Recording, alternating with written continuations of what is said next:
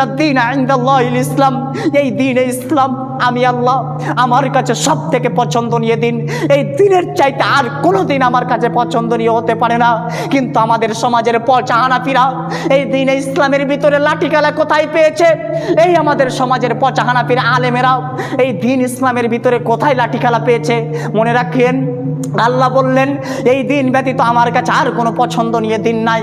আল্লাহ তাআলা অন্যত্র আয়াতে বলছেন, ওমান ইয়াত্তাগি খায়রাল ইসলামি দীনান ফালা ইকবালা মিনহু ওয়া হুয়া ফিল আখিরাতি মিনাল খাসিরিন।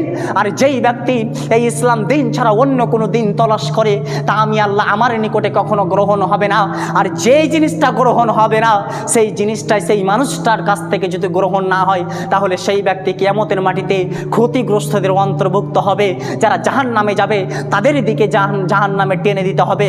অতএব আপনারা এই মুহররম মাসের 9 তারিখে রোজা পালন করুন।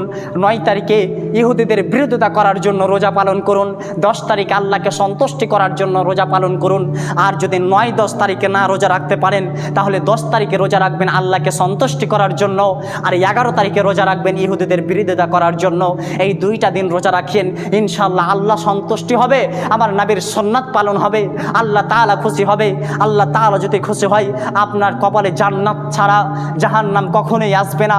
আল্লাহ আপনাকে জান্নাত দিবেই দিবে, ইনশাআল্লাহ আমরা কামনা করি ইনশাআল্লাহ।